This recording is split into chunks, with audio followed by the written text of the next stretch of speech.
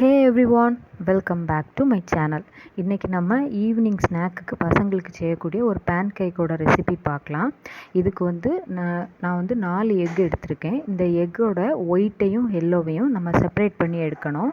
அப்போ தான் நமக்கு வந்து ஒயிட்டை வந்து பீட் பண்ணுறதுக்கு நமக்கு கொஞ்சம் ஈஸியாக இருக்கும். இப்போ நான் வந்து எக்கோட ஒயிட்டையும் எல்லோவையும் செப்பரேட் பண்ணி எடுத்துக்கிறேன். இந்த எக்கோட எல்லோ இருக்குதுல்ல, இதில் தான் நம்ம பேலன்ஸ் உள்ள மிக்ஸ்சர் எல்லாம் சேர்க்க போகிறோம். இப்போ நான் தனித்தனியாக எடுத்துக்கிறேன். உங்களுக்கு இது குவான்டிட்டி இவ்வளோ வேண்டாம்னா நீங்கள் கம்மியாக கூட பண்ணிக்கலாம். ஆக்சுவலி இது வந்து பெருசாக பண்ணால் ஒரு 4 இல்லைன்னா 5 தான் வரும். நான் வந்து குட்டி குட்டியாக பசங்களுக்கு பண்ணதுனால எனக்கு கொஞ்சம் அதிகமாக வந்த மாதிரி இருந்துச்சு. இப்போ நான் தனித்தனியாக எடுத்துட்டேன். இதை வந்து எல்லோவை வந்து நல்லா பீட் பண்ணிக்கோங்க. அதோட கலர் வந்து கொஞ்சம் லைட்டராக மாறணும். அந்த மாதிரி நல்லா பீட் பண்ணி எடுத்துக்கோங்க. ஆக்சுவலி நான் எவ்வளோ பீட் பண்ணியும் வரல, ஏன்னா வந்து அது நாட்டுக்கோழி முட்டை, அதனால் வந்து அந்த கலர் வர்றது கொஞ்சம் லேட் ஆகும்.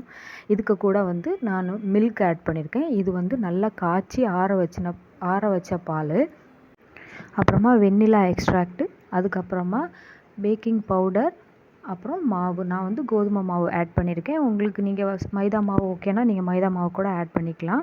நான் வந்து இதை சலித்து சேர்த்துக்கிறேன். இல்லாட்டி சில டைம் கட்டி இருக்கும், அது வந்து மாவு கூட நம்ம அந்த எக்கோட எல்லோ கூட மிக்ஸ் பண்ணும்போது அது மிக்ஸ் ஆகாது. அதனால் நம்ம வந்து சலித்து சேர்த்துக்கலாம். இப்போ இது எல்லாத்தையும் நல்லா மிக்ஸ் பண்ணி எடுத்துக்கோங்க. இது வந்து மாவு எதுவும் எங்கேயுமே கட்டி இல்லாமல் பார்த்துக்கோங்க. நல்லா ஸ்மூத்தாக இருக்கணும். நல்லா மிக்ஸ் பண்ணி தனியாக எடுத்து வச்சுருங்க. இப்போது இந்த ஒயிட்டை வந்து நம்ம நல்லா பீட் பண்ணி எடுக்கணும். நான் இப்போ இதில் வந்து பீட்டரை யூஸ் பண்ணுறேன். நீங்கள் கை வச்சு யூஸ் பண்ணால் இது ரொம்ப கஷ்டமாக இருக்கும், ரொம்ப டைம் ஆகும். ஏன்னா வந்து இது ரொம்ப ஃப்ளஃபியாக வரணும். அப்போ தான் வந்து பேன் கேக் வந்து ரொம்ப சாஃப்டாக இருக்கும். இது ஒரு 5 to 10 மினிட்ஸ் ஆகும் இது நல்லா ஃப்ளஃபியாக வர்றதுக்கு. இதோ பாருங்கள், இந்த மாதிரி வரணும். இப்போ வந்து இந்த எல்லோவில் மாவெல்லாம் மிக்ஸ் பண்ணி வச்சுருக்கோம்ல, இது கூட நம்ம இதை மிக்ஸ் பண்ணணும். இதை மிக்ஸ் பண்ணுறதுக்கு வந்து நம்ம கரண்டி யூஸ் பண்ணக்கூடாது. கரண்டி யூஸ் பண்ணி பண்ணோன்னா இந்த எல்லோவில் வந்து நிறைய ஏர் பபிள்ஸ் இருக்கும். அந்த ஏர் பபிள்ஸ் இருக்கிறதுனால தான் நமக்கு அந்த ஃப்ளஃபினஸ் வரும். நம்ம அந்த நார்மல் கரண்டியெல்லாம் வச்சு நம்ம யூஸ் பண்ணோன்னா அந்த ஃப்ளஃபினஸ் வந்து போயிடும், அந்த ஏர் பபிள் வந்து போயிடும். அப்போ வந்து நமக்கு பேன் கேக் வந்து ஃப்ளஃபியாக வராது. ஸோ நான் வந்து இந்த மாதிரி மெதுவாக மிக்ஸ் பண்ணுறேன்.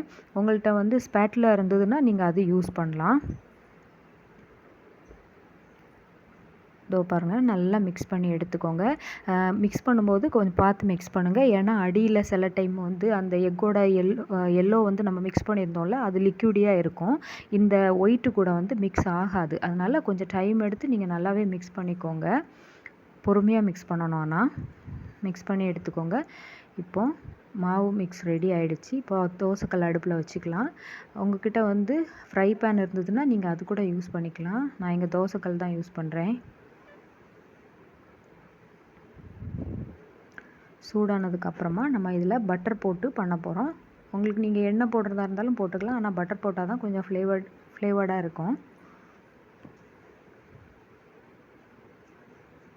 கல் சூடாகிடுச்சு. இப்போ பட்டர் போட்டுக்கலாம்.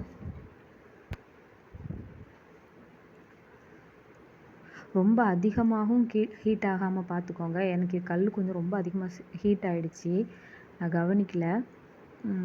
இப்போ போட்டுக்கோங்க, மாவு போட்டுக்கோங்க. உங்களுக்கு என்ன சைஸில் தேவையோ நீங்கள் அந்த சைஸில் போட்டு எடுத்துக்கலாம். இது வந்து அழுத்தி தோசை மாதிரி ஊற்றணும்னு தேவை கிடையாது. மாவு விரித்து விட வேண்டாம். இப்படி இந்த மாதிரியே இருக்கலாம். இப்படி இருந்தால் தான் நமக்கு அந்த பன் மாதிரி வரும், கேக் மாதிரி வரும். மூடி போட்டுக்கோங்க.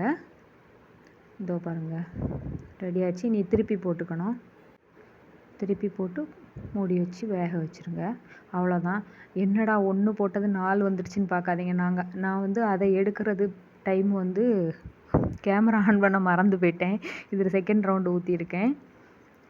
இப்போ சும்மா பசங்களுக்கு ஃபன்னியாக இருக்கிறதுக்காக சும்மா மிக்கி மவுஸ் மாதிரி சும்மா ட்ரை பண்ணலாம் அப்படின்னு ட்ரை பண்ணேன்.